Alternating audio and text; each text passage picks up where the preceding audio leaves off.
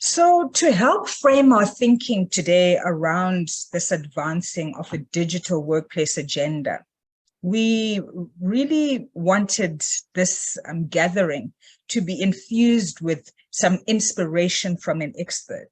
So, Valter is currently the Chief Executive Officer and Digital Leader, and he is recognized as an expert in the fields of disruptive innovation. We can hear you now. I wonder what's happening. We can hear you. Okay.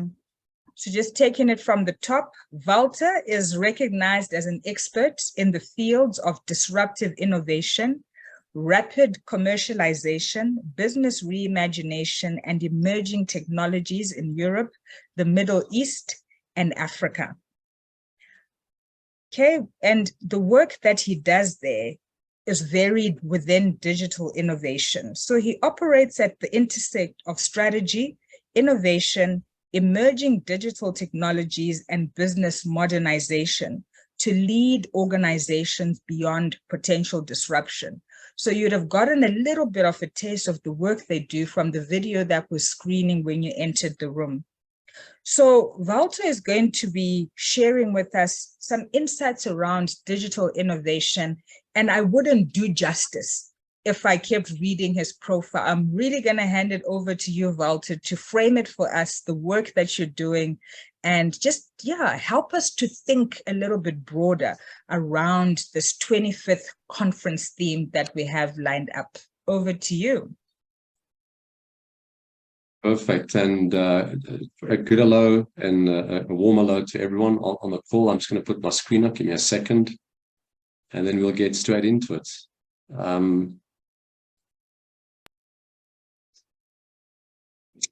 There we go. You should be able to see it. So first of all, it's great to be here, and thank you very much, Sharon, for hosting me. It's always a great pleasure to be part of a collection of individuals that are curious on how to explore doing business and conducting things differently in order to increase their relevance and resilience. So I'm going to spend about 30 minutes with you. There'll be time for questions. I'll try to shorten it a little bit so that we've got more time for questions. It's not going to be a conversation about technology. I'm not a technologist. But I want to focus on a couple of tenets. One is the importance of navigation, hence the title. I've got the view that some of the most successful companies in the world are getting their predictions and their forecasts wrong. What makes them successful is the ability to identify when they're going wrong or when they're off track and to navigate back onto the right path. I think that's the critical thing. You're going to hear me talking about the mindset. The right mindset to thrive in this digital economy. And that's important because I think that's the critical differentiator to succeed in this digital economy. It's not about the deployment of technology. If it was just about the deployment of technology, then the richest and the oldest organizations would be the most successful and the most transformed. And that's definitely not the case. And then you're going to hear me talking about modernization and not transformation, again, to emphasize the importance that the transition that organizations need to go through is it's technology enabled, but the successful organizations are the ones that get it right at the leadership mindset level and at the organizational behavioral level. And if they get that right there, what we find is that they cascade and they tend to transform quite successfully. If you want to stay in touch, just pull out your camera phone. Hover the camera over the QR code. It should call up a little yellow icon. If you click on that, it's going to take you to my LinkedIn page. Save it. And then if you've got any questions or if you want some of the content, just text me via LinkedIn and I'll share it with you. It'll be a pleasure to share some of that detail with you. The other context that I want to just share with you is that we work with organizations that are either listed or number one or number two in their category. So these are significant organizations, and we tend to engage with the leadership, the executive team of those organizations. So what I'm sharing with you are our personal experiences as a business, what we've seen, what works, what doesn't, things to consider, what we find has the greatest impact on an organization. It's not necessarily stuff that we've read and we're retelling. So it's really coming from the lessons, the good lessons that we've learned, and some of the tough lessons that we've learned as well. So getting into it, and look, let's have a fun. If there's something that you like and resonate with strongly, use the emoji. Give me a thumbs up on the screen. Let me know, and your colleagues and the other participants know that you're resonating with some of the key points. If you disagree with something, give me a thumbs down, and we'll pause there and have a conversation on that as well, because that's also where the learning lies. So let's start with this one. Irrespective of the organizations, the conversations we start with at an organization, it ultimately comes down to these three topics. Every single conversation distills and crystallizes into these three topics. Organizations are thinking differently and very hard about growth. And that's not growth to add more revenue and more profit necessarily.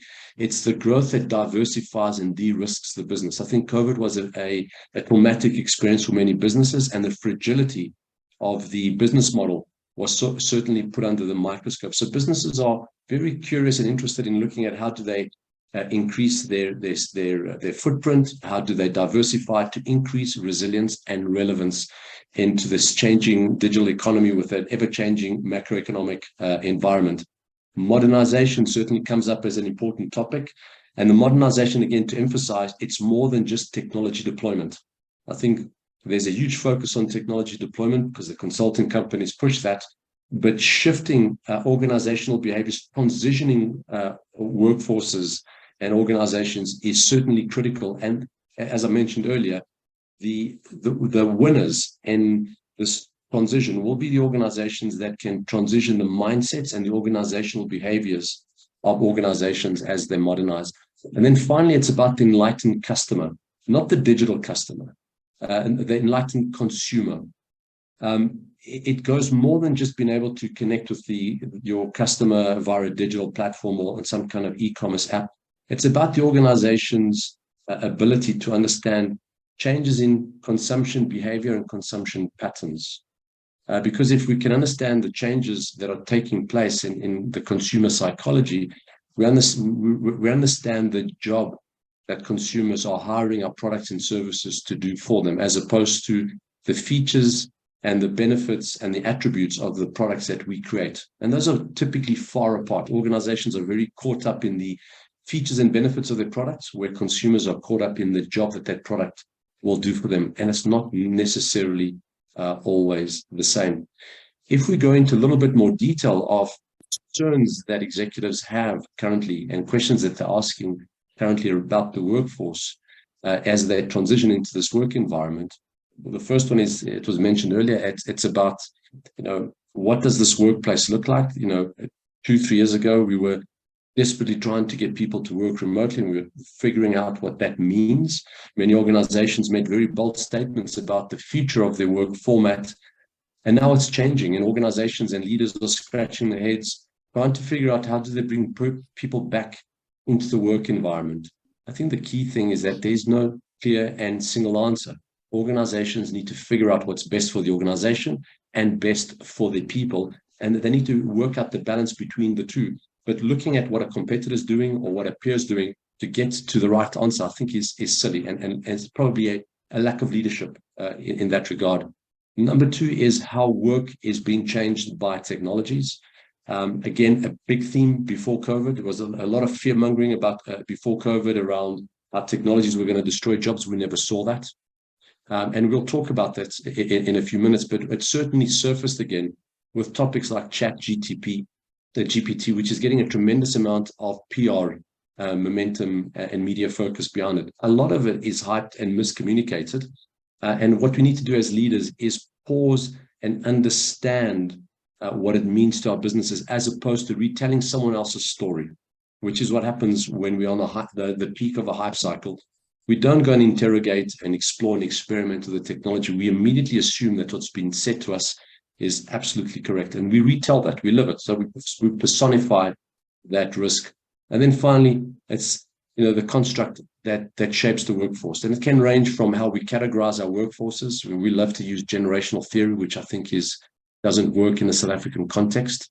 Generational theory, when we speak about the different constructs of the workforce, works when you're in a economically homogeneous environment like the US, many Western European countries, etc.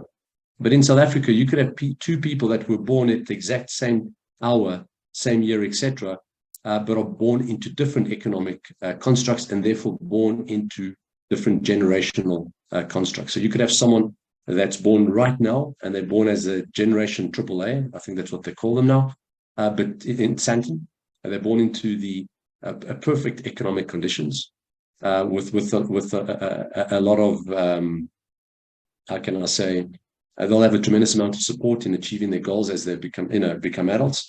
Someone that's born a few kilometers down the road in one of the poorest areas in the country won't be born into the same generational construct. They will be born perhaps into a baby boomer construct, at best into a Gen X type construct.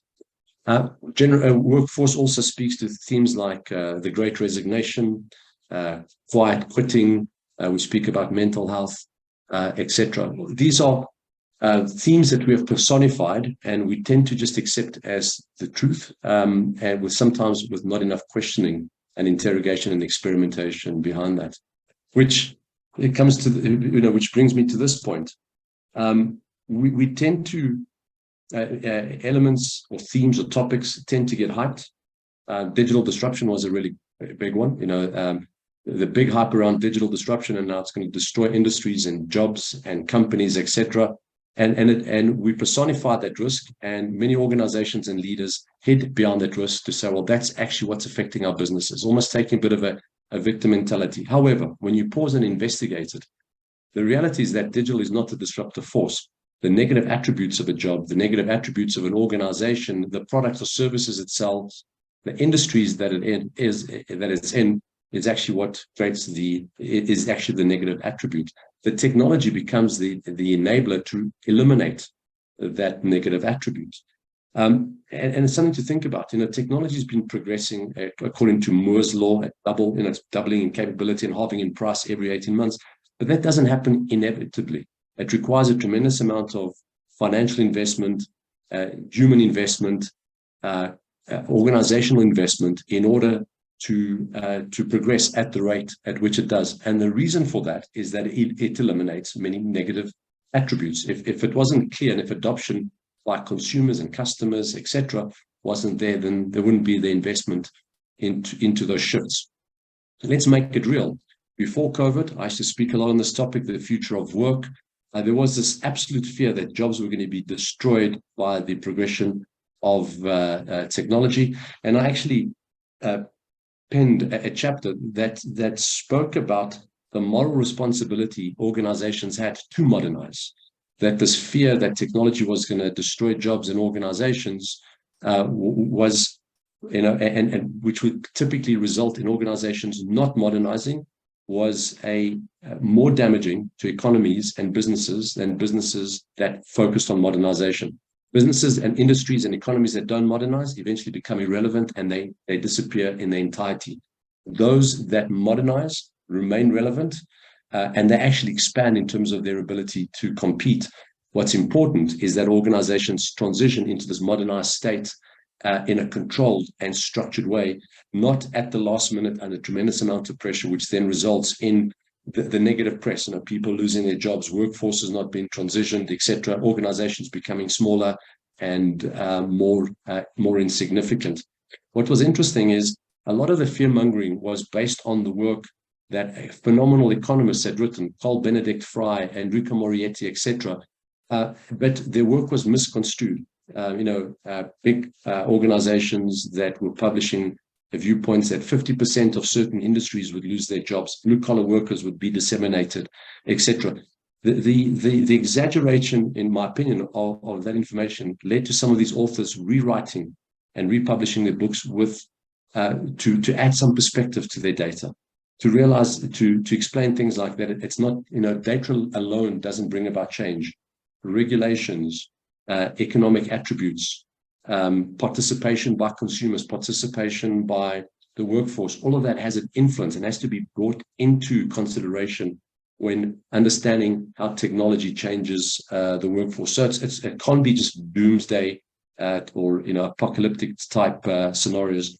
One has to have a balanced view that perhaps certain jobs do get eliminated if you look at it at a job unit level, but additional jobs get created, and jobs that we aren't even able to describe get created. And it goes a little bit deeper to say that even businesses and economic constructs get created that allow us to generate employment for individuals with low levels of skills and education. Ironically, there was a view called the Morovich paradox that said that while everyone was concerned about blue-collar workers, that the biggest jobs at risk were those of white-collar workers. And Morovich's paradox unpacked that it's more difficult to fulfill the function of a farm worker that picks a delicate strawberry off a plant than a statistician or an actuary or a mathematician that crunches very complicated numbers at an insurance company. And so Morovich's view was that, in actual fact, it's the high-performing, high-cognitive jobs that may be under threat from general-purpose technologies like artificial intelligence, machine learning, etc. However, again, perspective, throughout COVID, my view was that we should change Morovich's paradox to Morovich's irony.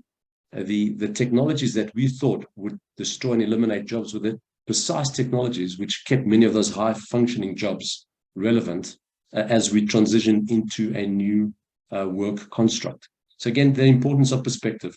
And I want to come back to this, how we view the workplace, work, and the workforce by bringing in an unrelated example just to challenge our thinking. I'm going to give you a scenario.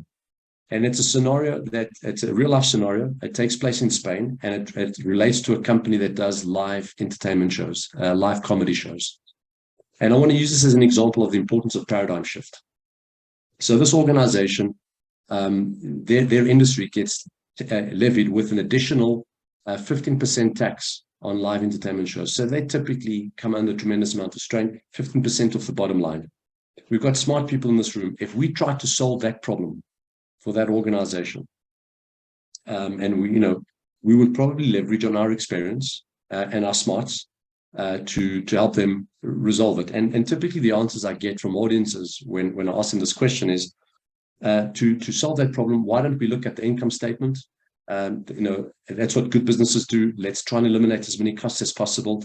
Perhaps we should shut down the comedy shows that don't make any money.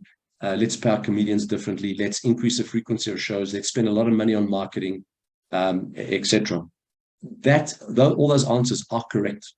But those are the answers. That's how we've been trained to think in the traditional way in which we've conducted business over the last decade, 2 or 3, depending on the amount of work experience. What the leadership of this organization did, I thought, is a great lesson on thinking for businesses that are entering a digital economic macro construct. And what they did is they challenged their paradigms, and they created an unreasonable value proposition. And their value proposition was, what if we allowed people to come to our shows for free? And then we charge them every time they laughed during the show. And they did exactly that. So they came up with that construct. They then turned to the technology to try and make it possible. And they simply put tablets on the back of every screen. The tablets, when you sat down, you had your face recorded into the tablet, you put in your credit card details. And every time the biometrics recognized the smile, they charged 30 euro cents. And the net effect is that this organization is sold out. All their shows are sold out, and they're making more money than ever before. Now, I don't want to get into the merits of technology, because that's not the point of this conversation. I want to highlight the importance of thinking differently as leaders. We're entering into a new economic construct. We need to modernize our businesses. We also need to modernize how we think. So businesses, if we go back to that starting point around the personification of risks, we still think about the technology crisis or the digital disruption that we're in. We're not having a crisis of technology. We're not having a crisis of digital disruption. We're having a crisis of imagination as businesses and as business leaders.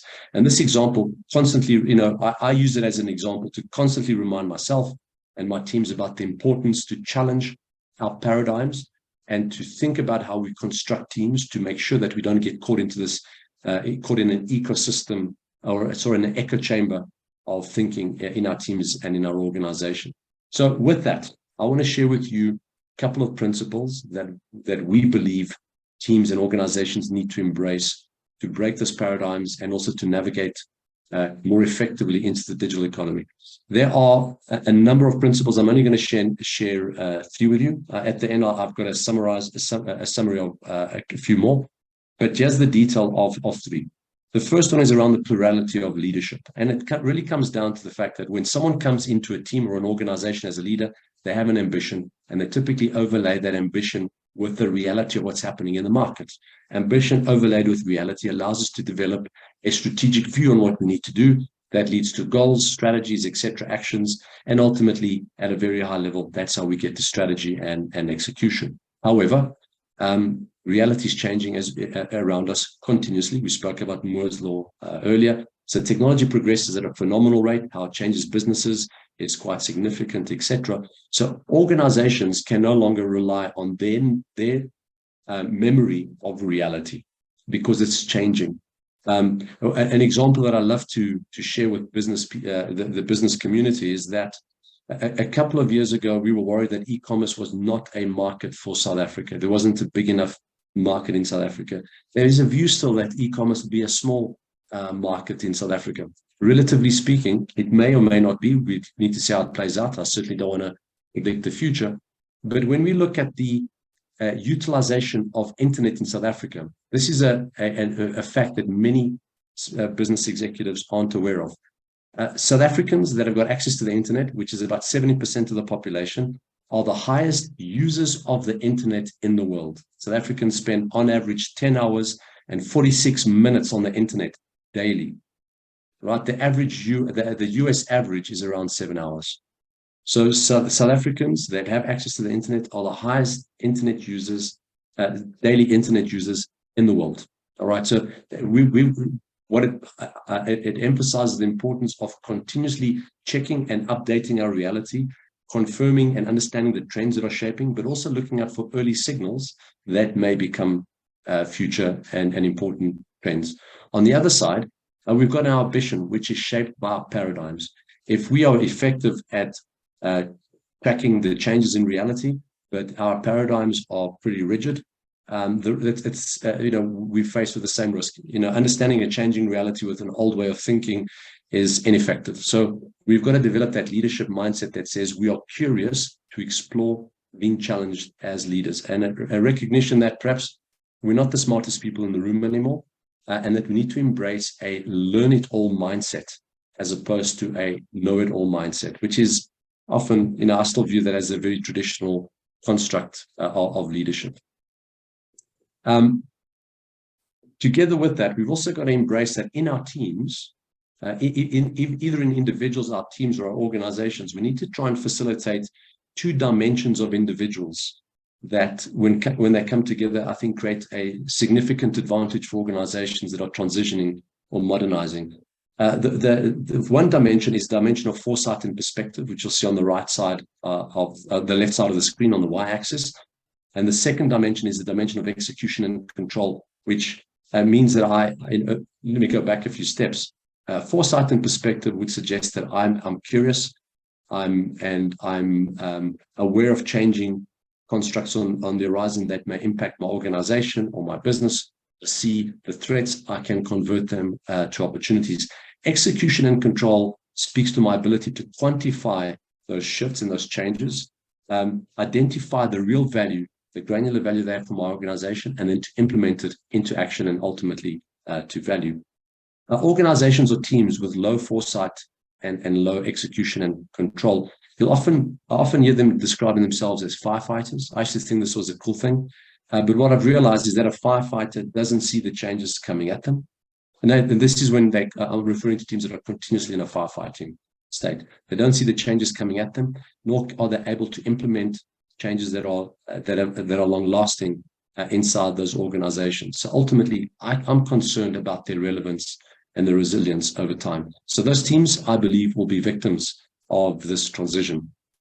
Teams with high foresight and perspective, we like to see them as visionary. I think they're very important to have those people and capabilities in our teams.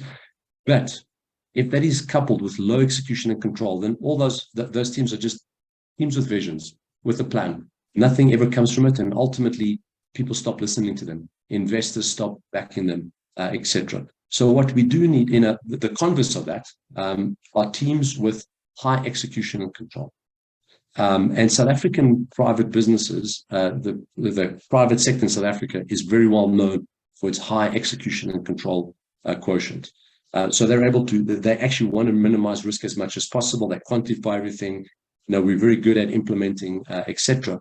But in a world where reality is changing, if we're so focused on implementation and we're not seeing the changing landscape around us, there's a risk that we implement things, the wrong things at the wrong costs over time. So we've got to maintain our execution and control capabilities and elevate that to increase our foresight and perspective.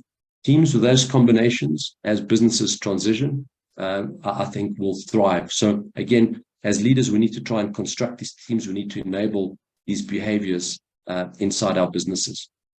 One of my favorite quotes and something that we try to live by, and to constantly test that we both hold that foresight and perspective and execution and control, is that we challenge our people to have strong opinions that are weakly held. In other words, no one's going to listen to you unless you've got a strong opinion that's well motivated, well backed with data, etc.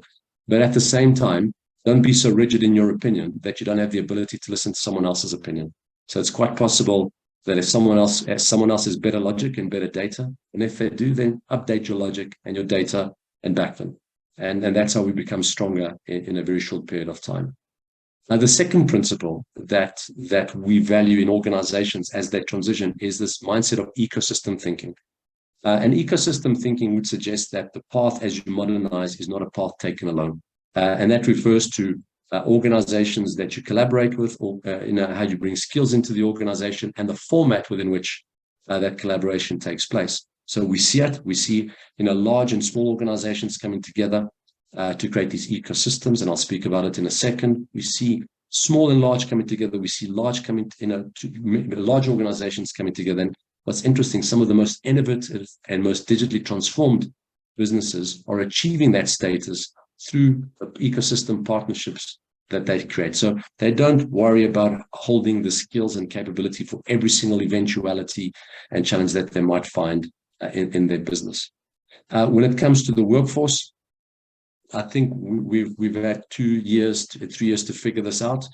But what's interesting is that the traditional way of bringing people into our work environment, which is the left side of the middle block, which HR teams are challenged with, which is, you've got to recruit the right people into your business, develop them, retain them, etc. It is not necessarily the best way to bring skills into the business, specifically when South African skills are trying to externalize or dollarize their potential value. And there are many external skills that would be interested in operating in South Africa, but not physically so, as an example. So HR teams need to start shifting from this mindset of we need to own the resource. So in other words, we need to recruit, develop, and retain that resource, into one in which we need to be able to access the skill or the capability. We need to curate that capability to the problem that we have, and then we need to engage with them for a moment in time until the problem is solved, and then release them without worries about IP and things like that, which typically organizations think about. And then I suppose it comes down to this, we are certainly in this new era where we're shifting from the era of me, and not just to the era of me. It's not just to we're shifting from the era of me, not just to the era of we, but to the era of the digital we, which brings in things like Web3, the metaverse, how we're going to work, and it's certainly. I do believe what we've seen over the last 3 years has given us a hint as to what the future holds with regards to remote working and remote workforces. At a very high level, what does ecosystem thinking enable from a human resources perspective? First, it gives us access to skills. You don't have to have the skills in the business. You don't have to go develop it. If you partner with the right organizations, you can get those skills overnight. You can get access to markets and customers. We've seen that happening very effectively in South Africa, where large organizations partner with smaller ones to get access to their market base. It gives them quicker access and cheaper access as well. And then also coming together to broaden offerings. So, by combining products and services, we reduce the risk of R&D, the cost of R&D, and we also avoid this greenfield stall, the time taken to launch businesses. And then, to establish dominance, you take, very successful organizations that come together with a winner takes all type mindset. And again, that ecosystem thinking and a construct certainly enables that to take place a lot quicker. The last principle I want to share with you, and then I'm going to pause, is the importance of continuous learning. And I'm not talking about the learning and development that we see in many organizations, which has remained unchanged for many, many years. I'm talking about learning that focuses on uplifting the digital and innovation fluency. And it comes down to a couple of things. One is that our knowledge, our collective knowledge, everyone on this call, is decaying at a rate of about 30% a year. That means anything in our CVs that's older than 30 years is probably irrelevant in our ability to secure the next job or to contribute effectively to the organization that we're with. It's also about embracing this mindset that organizations are valuing hybrid skills as opposed to only deep technical skills. And hybrid skills doesn't mean we average in 2 skills. It means that we are deeply capable in more than one skill. And I like the combination of old world and new world skills. So a doctor that understands artificial intelligence, an architect that understands IT, an engineer that understands robotics holds a tremendous amount of value. And then the last point about STEMpathy, where we don't just focus on science, technology, engineering, and mathematics, but we also facilitate learning and development with regards to the human skills of articulation, storytelling, compassion, engagement, etc. And there's enough information that shows that the jobs that are showing demand around the world are jobs with a higher social engagement quotient as opposed to jobs with a high mathematical quotient.